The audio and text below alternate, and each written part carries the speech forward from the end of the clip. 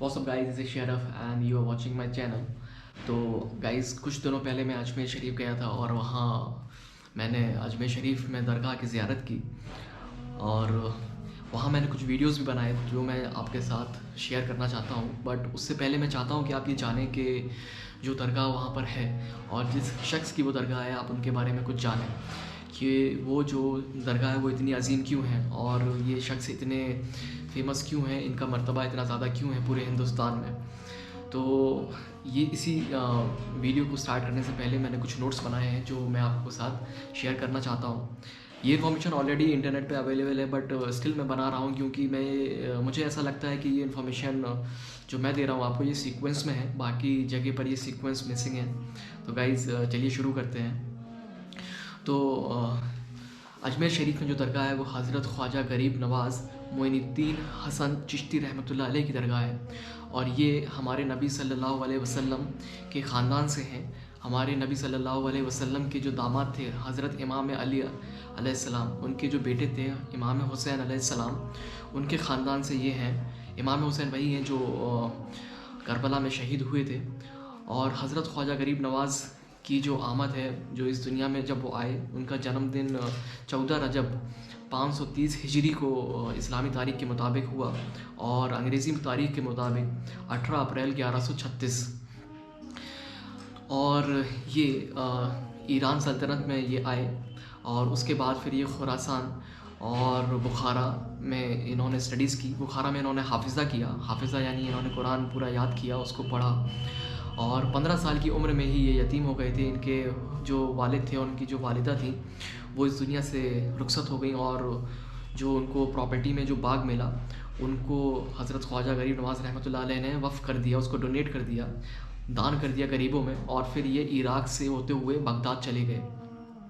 Baghdad में इनकी मुलाकात हज़रत ख्वाजा उस्मान हरमानी रहमतुल्लाह अलैह से हुई, जो कि अल्लाह के वली थे। वली यानी वो शख्स जो अल्लाह के बहुत करीब होता है और अल्लाह उनकी दुआएं कभी रद्द नहीं करते।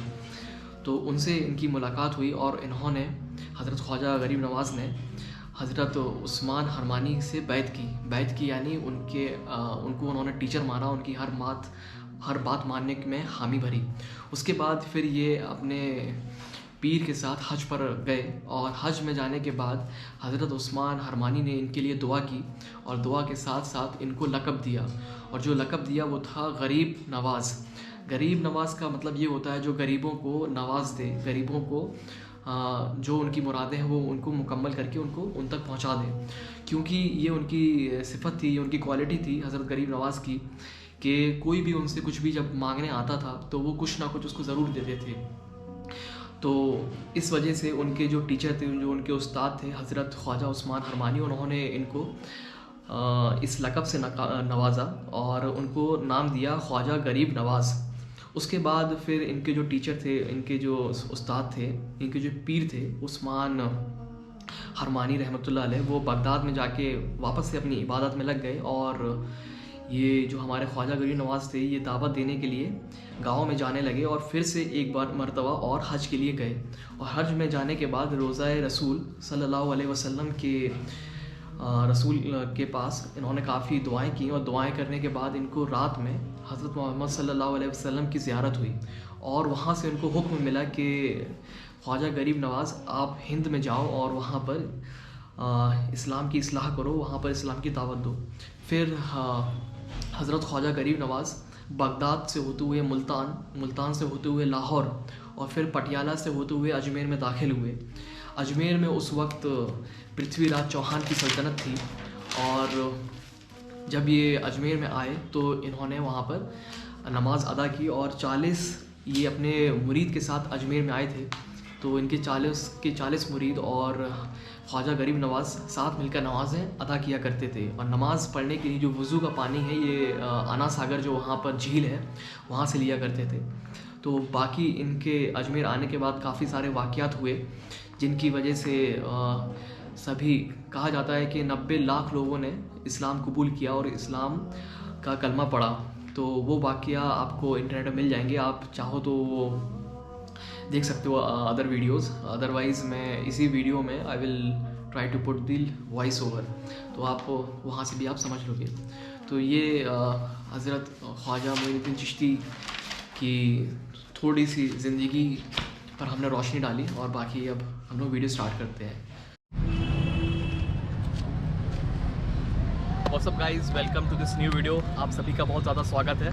और आज हम लोग जा रहे हैं अजमेर के लिए। ये हमारा हलपातपुर का रेलवे स्टेशन है। अभी हम लोग एमपी में हैं, फिर हम लोग जाएंगे यूपी, उसके बाद हम लोग पहुँचेंगे राजस्थान अजमेर की दरगाह पर।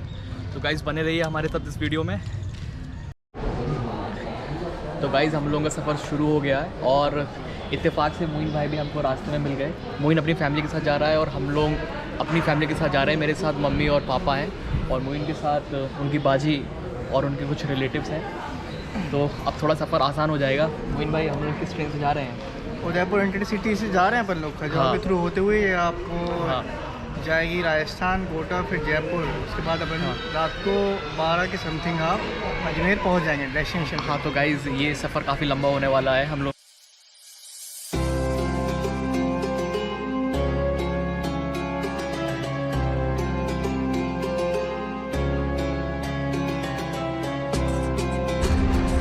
सो guys we have finally reach to this Ajmer junction. हम लोग को करीब अराउंड 17 आवर्स लग गए यहाँ तक आने के लिए। और अभी फाइनली हम लोग कुछ टैक्सीज़ वगैरह देख रहे हैं। तो यहाँ से हम लोग जाएंगे दिल्ली गेट और दिल्ली गेट से फिर हम लोग होटल्स वहाँ पर स्टे करेंगे और फिर सुबह से यहाँ की जो दरगाह शरीफ है वहाँ पर जाकर ज़ियारत करेंगे और उसके बाद आगे का सफ़र। So guys good morning. अभी हम लोग नहा धोकर रेडी हो चुके हैं और दरगाह की ज़ियारत के लिए बस निकलने ही वाले हैं। अभी मैं अपने होटल की छत पर आया था कुछ यहाँ के व्यूज़ देखने के लिए। तो यहाँ ऐसा कुछ व्यू तो नहीं दिख रहा है, बस आसपास सारे होटल्स ही हैं और एक पहाड़ी ज़रूर मुझे दिख रही है यहाँ से। तो गाइज़ आज का प्लान हमारा है कि हम जाएंगे सरवार शरीफ और वहाँ के लिए हम लोगों को बस करनी पड़ेगी या कुछ कार करनी पड़ेगी, जैसा पापा ने बताया। This is my first experience of Ajmer. तो जो भी मेरा एक्सपीरियंस रहेगा मैं आपके साथ शेयर करूँगा, अच्छा हो चाहे बुरा हो। तो गाइज़ हाँ चलते हैं। और अभी मैं आपको थोड़ा सा होटल का टूर दे देता हूँ कि यहाँ किस टाइप के रूम्स मिलते हैं। जो बहुत ही करीब वाले रूम है ना, वो इस तरीके के यहाँ पर रूम्स मिलते हैं। पूरा कारपेट उनमें नीचे लगा रहता है और मिरर वगैरह रहता है। यहाँ एक एसी रहती है और एक बाथरूम अटैच रहता है। यहाँ से छोटी सी बालकनी भी उन्होंने दी है, फ्रेश एयर भी आ सकती है। बाकी ये रूम इसी तरीके के रहते हैं, कारपेट, नो बेड्स। आप कितने भी लोग रहो, अगर आप एसी लेते हो और आप गीज़र भी लेते हो तो आपको अराउंड 1500 के समथिंग ये रूम्स मिलेंगे।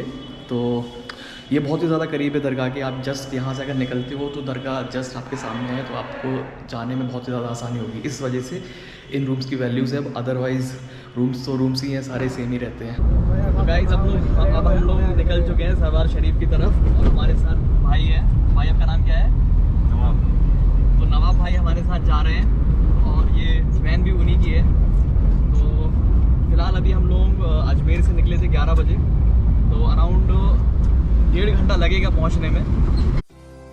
हज़रत मोइनुद्दीन चिश्ती के चचाजाद भाई हज़रत फ़खरुद्दीन भी साथ हिंदुस्तान आए थे और वो उनके बहुत ही अजीज़ खादिम थे। इसी वजह से हज़रत मोइनुद्दीन चिश्ती ने अपने साहबजादे का नाम भी हज़रत फ़खरुद्दीन चिश्ती रखा और उन्हीं की दरगाह शरीफ सरवार शरीफ में मौजूद है।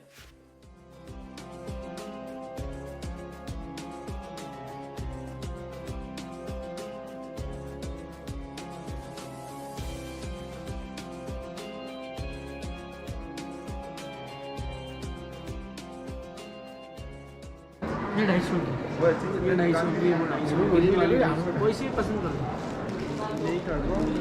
ले। अजमेर शरीफ से सिर्फ 70 किलोमीटर दूर ये दरगाह सरवार शरीफ बहुत ही मनोवर मानी जाती है। यहाँ पर मस्जिद, वज़ू खाना और तमाम चीज़ों का इंतज़ाम है। यहाँ पहुँचते ही हर नमाज के बाद आपको न्याज का पूरा इंतज़ाम मिलेगा। साथ ही इस दरगाह के पीछे तरफ बहुत ही खूबसूरत दरिया है, जहाँ आप बैठकर सुकून के साथ इबादत और दुरूद व सलाम पढ़ सकते हैं।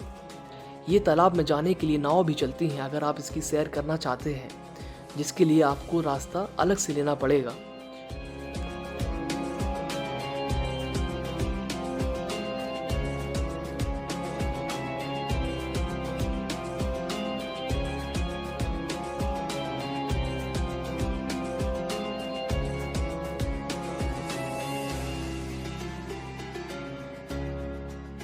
सभी का स्वागत है सरवार शरीफ में। ये दरगाह अजमेर से 70 किलोमीटर दूर है और जो अजमेर ख्वाजा साहब हैं उन्हीं के जो साहबजादे हैं फ़खरुद्दीन चिश्ती हज़रत, उनकी दरगाह है ये। और हमारे साथ मोइन भाई मौजूद हैं, ये काफ़ी बार आ चुके हैं अजमेर और सरवार शरीफ में काफ़ी बार आ चुके हैं। तो इस दरगाह के बारे में कुछ हमको इन्फॉर्मेशन बताएंगे। तो मोइन भाई बताओ यार। ये दरगाह है जो आपने जैसे बताया कि हालांकि ख्वाजा फ़खरुद्दीन चिश्ती रहमतुल्लाह अलैह की दरगाह है, और ये फेमस इसलिए है क्योंकि जो भी दिल की मनोकामनाएं जो अजमेर में पूरी ना हो वो आप इनसे दरख्वास्त करें, आपकी दुआ ज़रूर पूरी हो जाती है। हाँ, तो गाइस कई बार ऐसा हो जाता है कि लोग अपनी दुआएं, अपनी जो भी उनकी मनोकामना होती है वो अजमेर शरीफ में उसकी वो लोग सिफारिश लगाते हैं और कुछ वक्त तक वो सिफारिश जब पूरी नहीं होती है तो लोग अपनी सिफारिश लेकर यहाँ सरवार शरीफ भी आते हैं। तो उसी के लिए ये दरगाह फेमस है और उन्हीं के साहबजादे की दरगाह है। जस्ट दरगाह के पीछे दरिया भी है तो वो भी आप देखें बहुत खूबसूरत है।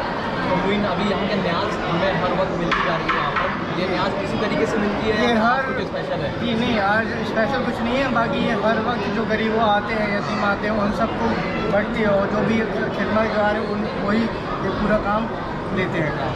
हाँ गाइस, तो हम लोग यहाँ पर आए थे और कुछ भी हम लोगों का कुछ खर्चा नहीं हुआ, सिर्फ यहाँ खाने के लिए जो अजमेर से हम लोगों ने टैक्सी की थी उसका 1500 रुपये लगा, 1500 रुपीज़। उसके अलावा यहाँ पर खाने का पूरा न्याज के ही जो हम लोगों ने खाना खाया। बिरयानी है यहाँ पर, गोश्त रोटी है, जर्दा पुलाव, वेज बिरयानी और सब चीज़ें मौजूद हैं। आप नमाज पढ़कर फारिग हो और यहाँ न्याज जो है चालू हो जाती है, आप कहीं पर बैठ कर भी खाना खा सकते हैं। तो आए ज़रूर आए। हाँ, आए ज़रूर आए और बेफिक्र रहे यहाँ पर आने के अजमेर आए तो सरवार शरीफ ज़रूर आए इंशाअल्लाह। बाद। हाँ इंशाअल्लाह।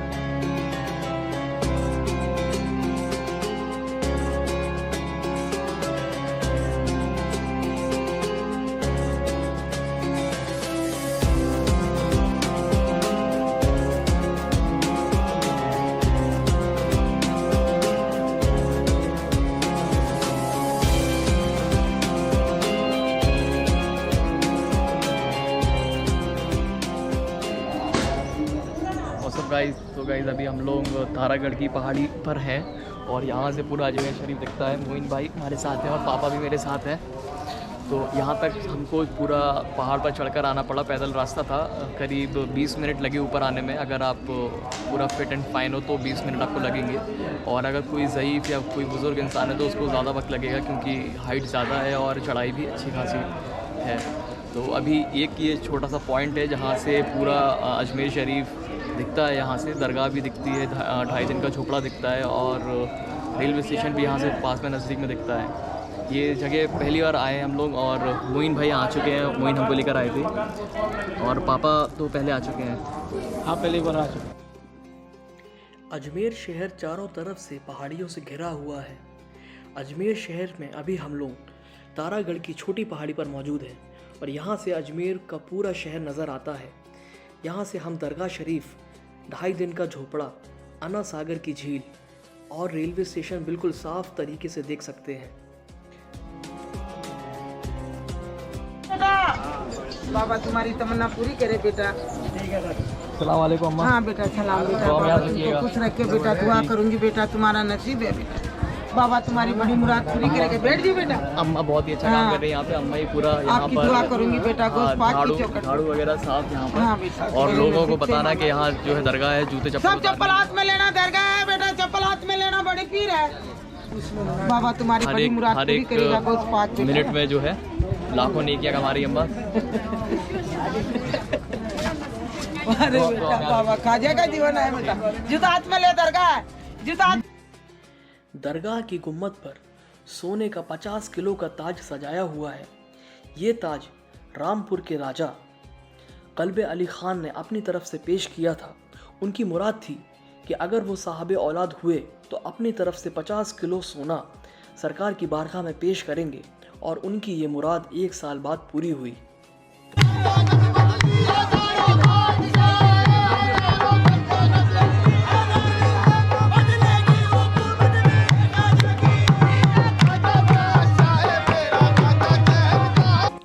अजमेर शरीफ में 2 बड़ी देगें हैं लंगर बनाने के लिए। एक है बड़ी देग जिसकी क्षमता 120 मन है, 1 मन यानी 40 किलो, तो ये 4800 किलो की देग है। जिसमें जाफ़रानी मीठे चावल बनते हैं और ये देग अकबर ने अपनी तरफ से पेश की थी। और दूसरी देग है छोटी देग जो जहांगीर ने अपनी तरफ से पेश की थी, जिसकी क्षमता 60 मन है। 60 मन यानी 2400 किलोग्राम। दोस्तों, अजमेर शरीफ का सफ़र यहीं ख़त्म होता है और मैं उम्मीद करता हूँ कि इंशाअल्लाह जो भी आप लोग वीडियो देख रहे हैं, अगर अजमेर जा चुके हैं तो दोबारा अजमेर जाने का मौका मिले, और जो एक भी बार अजमेर नहीं गए हैं उन्हें अल्लाह अपने फजल करम से अजमेर की रौनकें ज़रूर देखने का मौका दें। अगर आपको ये वीडियो पसंद आया हो तो प्लीज़ लाइक, शेयर और सब्सक्राइब करें और कमेंट बॉक्स में मुझे बताएं कि आपको कैसा लगा। Thank you so much for watching. खुदा हाफिज़, बाय बाय।